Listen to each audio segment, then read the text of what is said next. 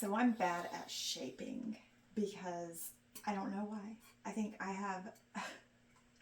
think the dough sticks to my hands worse than it does to other people. I really do. Okay, so you'll see people like using this bench scraper to like help kind of form their dough around. I don't know. I don't do that. I'm going to show you a couple of different ways. One way that I do it is kind of messed up, but I'm going to shape the dough. I'm going to show you two different videos, I think, because we'll also, of course, hear from my dogs. I'm going to show you one using a bowl and one using a boule. Banneton. I mean, a banneton, sorry. So we'll put this plain one in a bowl. Actually, I'm going to put the plain one in a banneton. Hold on. Okay, I got a banneton. So you want to dust it with rice flour. I shouldn't really be, well, yeah, I can get it ready. Getting it ready. Okay. Dust it with rice flour so that the bread doesn't stick.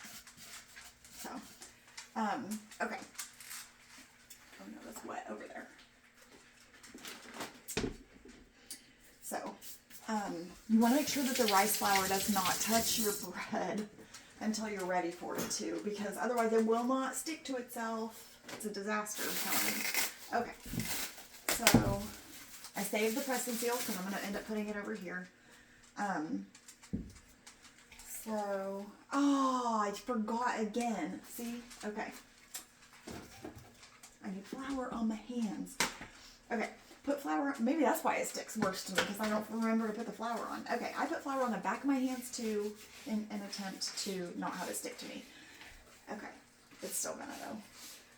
So pulling it out like this, and then, I'm gonna lay it down. Okay, so there's lots and lots of shaping videos online, and I think you should watch some of them because I'm really not the best shaper. I'm just showing you how I do it. Okay, you want, basically, you want it to be tight. So,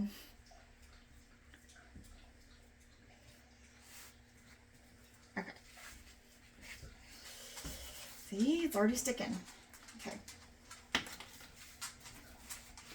So when you've made it into a ball, I don't know how, I probably didn't show that very well. I made it into a ball. I tried to tighten it up the best I could, and then I want to scoot the bottom around to make sure that it's sealed on the bottom, and these big bubbles will start working their way out, and I just kind of try to beat it up a little bit because you really don't want those big bubbles. Some people will like actually pop them. I don't pop them because it doesn't seem to work. I don't know, to me, like if you just squeeze them, they just go right back.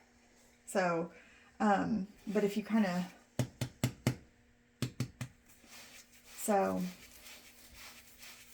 you're not just going to totally deflate it. It's not going to happen. So this is kind of ready. Now, okay, I want to put some rice flour on it, but I don't want to mix the rice flour in with what I'm doing here for the next one, right? So I'm going to scoot it off to the side. Okay, rice flour, this will keep it from sticking to anything really. So just kind of all around the sides there. And then I'm going to pick it up.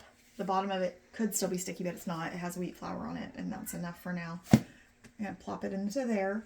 And then I'm going to let it rest for a few minutes before I put it in the fridge. So this is going to go into the fridge overnight, right? And we'll let it set for a minimum of 5 hours, preferably 12, so it starts to develop that sour taste. Right now it is, what time is it? It's 11:14. So it's been about 6 hours.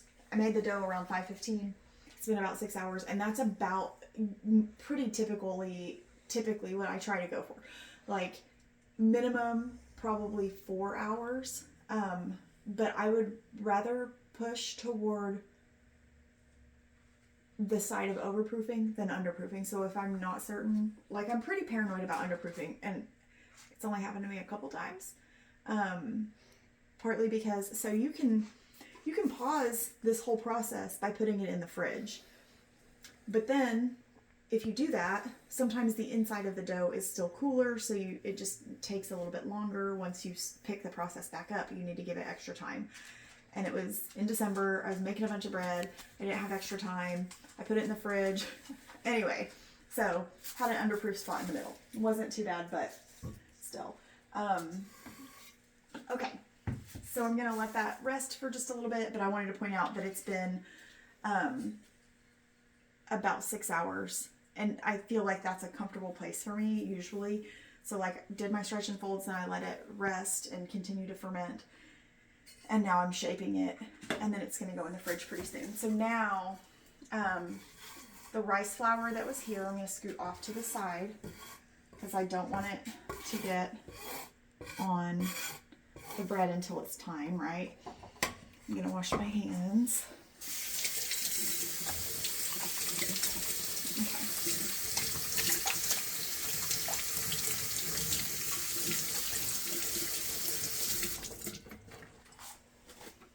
And then the jalapeno, there's no telling what's about to happen because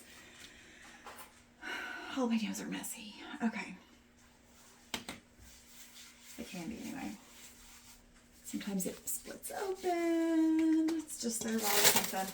Okay. So, got it in here. Can you see the jalapeno? Okay. I'm going to loosen it from the bowl.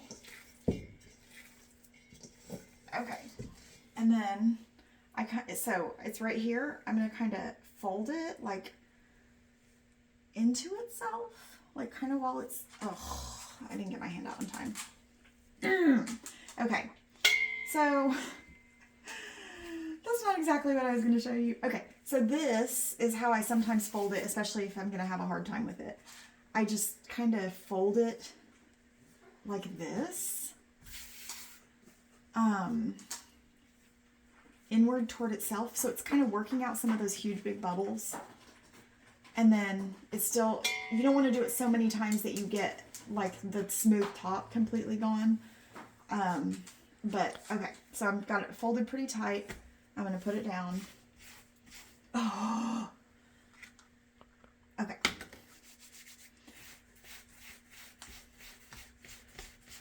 Okay, there.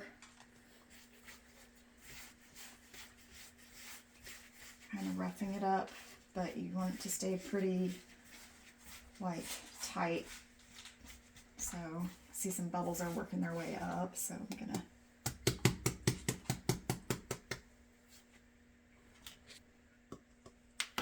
okay. So now I'm gonna use a bowl because I want to show you that these bowls that Walmart sells for 50 cents. They have them at regular Walmart, they have them at Neighborhood Market, and they're in different colors. They're plastic. They're 50 cents, and they're a good size for making bread. So you don't have to have bannetons. I mean, I think bannetons can help with like drawing some of the moisture out of the crust. And I mean, they have a spiral pattern on them, so it's kind of, I mean, they're fun, but you don't have to use a banneton. Oh. Bannetons come with these cloth liners. I would never ever use one ever again in my whole entire life because I did that one time and it even had rice flour on my boule, and then I put it in the cloth liner of the banneton and it stuck. So when we were getting the bread out, it's like stuck to the thing and we're having to peel it out. I don't even know what happened if we got to bake that loaf or not. It's been very early on and I will never let it touch another banneton liner. I do not understand how people use those. Because I see people all the time having their bread in the cloth. I don't understand, but that's fine. It's working for them. Good for them. Okay, so this is going to be ready to go in here, but it does still need rice flour because otherwise it will stick to the bowl. So I'm just going to dust some rice flour on there and then get it all. Okay. And then just kind of, okay, hold on. No. Okay. We're gonna pause. Okay, I washed the bowl and I'm back. So now I'm going to pick this up and plop it into the bowl. So it may be on the side of overproofed. Like, it's kind of getting a little shaky. And here's the thing, I don't mind it. It's going to be fine. It's always still worth baking, rather over than under. And I'm going to put this on it, and I'm going to refrigerate this too. So these are going to go in the fridge for overnight, and then I'll bake them tomorrow. And that's all.